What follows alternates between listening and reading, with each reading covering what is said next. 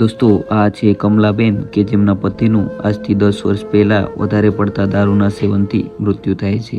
અને દોસ્તો, કમલાબેન 10 વર્ષથી બીજાના ઘરે નાના મોટા કચરા પોતા કરી અને પોતાનું ઘર ગુજરાન ચલાવે છે. પણ હાલમાં શરીરની બીમારીને કારણે કામ કરવું બહુ મુશ્કેલ છે, જેથી ઘરમાં ખાવા માટે અન્ન પણ નથી લઈ શકતા. તો ચાલો બેન સાથે વાતચીત કરીએ અને આપણે બધા જ બેનને સપોર્ટ કરવાનો પ્રયત્ન કરીએ. તો બસ એપિસોડને છેલ્લે સુધી જોજો અને તમારા ગ્રુપમાં શેર કરજો. દાદી, શું નામ છે તમારું? કમળાબેન. કમળાબેન. તો દાદી, પરિવારમાં કોણ કોણ છે એકલી હાલમાં? છું. એકલા જ છો? તમારા દાદા નથી? ના, શું થયું મારા દાદાને? દાદાને ટીબી થઈ ગઈ, ઓફ થઈ ગયા. ઓહ દારૂ બહુ પીતા હતા. ઓહ. તો દાદી, કેટલા વર્ષ થઈ ગયા આજે મારા 10-12 દાદા? વર્ષ થઈ ગયા. 10-12 વર્ષ થઈ ગયા. તો આજે દાદી એકલું એકલું જીવન કેવું લાગે તમને? કાંઈ સારું નથી લાગતું. દીકરી છે તો દીકરીને પરિણામ નવી એનું જ કરે ને. મને થોડો કેટલોય સપોર્ટ કરે છે, એમ તો ભાઈ બી સપોર્ટ કરે છે, પણ મારા ભાઈને હુમલો આવી ગયો છે તો એને મારે શું હેરાન કરવું. એક ભાઈ કેન્સરમાં મરી ગયા, ઓહ. એક ભાઈનો હુમલો આવ્યો છે તો એ બી મને સપોર્ટ કરે છે, પણ મારે કેને દુઃખી કરવા એને કેટલું કેનું ખાવો. પરિવારને આપણે શું કહેવાનું? રોજ ઉઠીને માંગી તો સારું લાગે? ના, ના. એક દિવસ હોય, 2 દિવસ હોય, રોજ માંગી તો સારું ન લાગે. ટકે ટકે આપણે કેને કહેવા જાવ કે મારા ઘરમાં આ નથી. એક મશીનની સપોર્ટ કરો તો સારું છે, કેમ કે હું મારું ભરણ પોષણ તો કરી શકું. મશીનની જરૂર છે. હું અપંગ છું, પણ મને મશીન મળ્યું હતું વહેલા, પણ બહુ બગડી ગયું ને તે મેં પછી ભંગારમાં નાખી દીધું. તો દાદી, દીકરા નથી આજે તમારે? ના, તો દાદી, કેટલું દુઃખ થાય. આજે દીકરો હોત તો? દીકરા એ સારા થાય તો સારું. અત્યારના જમાનામાં કેવા દીકરા, તમારા જેવા તો ભગવાન સારા તમારું થાય છે, તમે આટલી મદદ કરો છો મારી. દીકરા સારા થાય તો સારું. નગર કેટલા માવતરો બેઠા છે વૃદ્ધાશ્રમમાં, અમુકના દીકરા નથી સારા હોતા, શું કરે? ના, ના, સમજી શકું. 5 આંગળી હરકી છે આપણી.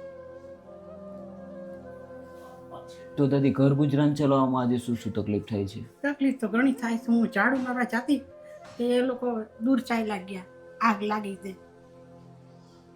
કોઈ લોકો દૂર ચાલ્યા ગયા તો અમારે 30-40 રૂપિયા ભાડું રોજનું ક્યાંથી કાઢવું? 1500 રૂપિયા આપતા મહિને. ઝાડુ પોતા કરતી જાય. હવે અહીંયા ક્યાંય કામ છે નહીં, અને મને ચક્કર એવા આવે છે, એમ કામ કરી શકતી નથી. મારા હાથે આ ઓહ. બે ભાંગેલા છે, બંને ભાંગેલા છે, અને હાથે વાંકો વળી આ દુખાવો એટલો થાય છે, પ્રેશરે વધી જાય છે. ડાયાબિટીસ જેવી બીમારી થઈ ગઈ છે મને. કેમ દાદી રડો છો? હા. સરકારીમાંથી દવા લઉં છું. પૈસા હોય તો પ્રાઇવેટમાં લઉં ને. મારે લાઇટ બિલ, વેરા બિલ બધું બાકી પડ્યું છે. પૈસા હોય તો ભરું ને હું. મારા મીટરે લઈ ગયા છે. મીટર લઈ ગયા? મીટરે લઈ ગયા છે. કેમ દાદી? ભર્યું નથી તો શું કરે? લાઇટ બિલ ભર્યું નથી, મીટરે લઈ ગયા છે. મારા વેરા બિલ બાકી છે. હું અપંગ છું. કેટલું લાઇટ બિલ છે દાદી? એ અત્યારે મેં મારી છોકરી પાસેથી 300-3.5 ભરી દીધા, પણ હજી બીજું બંધ મીટર હતું ને તો 50-50 રૂપિયા બિલ, એમાં 500-600 રૂપિયા જેવું છે. ઓહ. બંધ બિલના પૈસા લીધા આ લોકોએ, એટલે મીટર લઈ ગયા. અને ઘરમાં કાંઈ છે નહીં. આજુબાજુવાળા બિચારા આપી જાય રોટલી શાક, એનાથી મારું ભરણ પોષણ. પણ રોજ આપણે કેમ પાઈ માંગવા જવાનું? હું તો થાકી ગઈ છું હવે હાવ. એકલું જીવન બહુ અઘરું છે. દીકરીને આપણે કેટલીક હેરાન કર્યું. એના પરિવાર હોય ને, સાસુ સસરા હોય, એને જોવાનું ને. નાના દાદી, અઘરું થઈ જાય. આજે દીકરા નથી, મારા દાદા નથી, અને મારા આજે દાદા હોત તો પણ થોડી તમને મદદ થાત.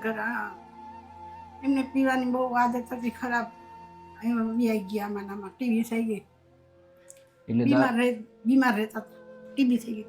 એટલે દારૂ પીતા મારા દાદા? બહુ પીતા. ઓહ. ભાઈ કામ ધંધો કરવો હોય તો કરે, હોય તો કરે, ન હોય તો ન કરે. ખાવાની બહુ મુસીબત પડી જાય છે. ઘરમાં તેલ નથી, અનાજ નથી. રોજ ઉઠીને આપણે કેને કહેવા જવું? કાટી ગયા છે. હવે હા, દુઃખ લાગે છે. રોજ આપણે બીજાને હેરાન કરી તો એનું સારું લાગે. આપણા પાસે પૈસા હોય તો આપણે ગમે તે વસ્તુ લઈ આવી કે ઘરમાં આ નથી ઓલું નથી, આપણે કેને કહેવા જાય? કોઈને કહેવાય કોઈ એમાં ઘરમાં આ નથી ઓલું નથી. નાના દાદી સમજી શકું કે આજે મારા દાદાને 10 વર્ષ થઈ ગયા, આજે દીકરો નથી, દીકરી સાસરે છે અને સાથે સાથે અપંગ છો, હા. તો બહુ અઘરું થઈ જાય આવી રીતે જીવન જીવવું દાદી. હાલતા હાલતા પડી જાવ, ઓહ, હાથ કામ નથી કરતા, વસ્તુ લઉં ને એટલે પડી જાય વસ્તુ. બંને હાથ ભાંગેલા છે. આ પડી ગઈ ને એમાં આમ થંભો દેવાનો, એમાં ભાંગી ગયો. એક આ વખત આ ભાંગી ગયો, એક વખત આ ભાંગી ગયો. બેયમાં પ્લાસ્ટરના પાટા આવ્યા છે. ચાલતા ચાલતા પડી જાવ, પગ ધ્રસકી જાય છે, અપંગ પગ કામ નથી કરતું.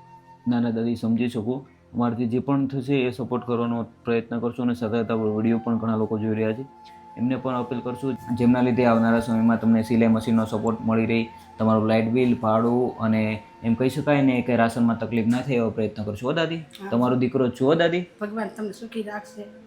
દાદી આજની આ ખાસ રાશન કીટ રમુભાઈ જે દીવ સિટી અને સાઉદવાડી ગામથી છે અને જેમના દીકરા સુરજભાઈ છે કે જેઓ હાલ UK લંડનમાં રહે છે અને જેમને આજે તમને રાશનમાં સપોર્ટ કર્યો છે, તો શું કહેવા માગશો દાદી આજે? ભગવાન એને સદા સુખી રાખે અને એના કામ ધંધામાં માતાજી એને બરકત આપે અને આવા નિરાધારની સેવા કરતા રહીએ.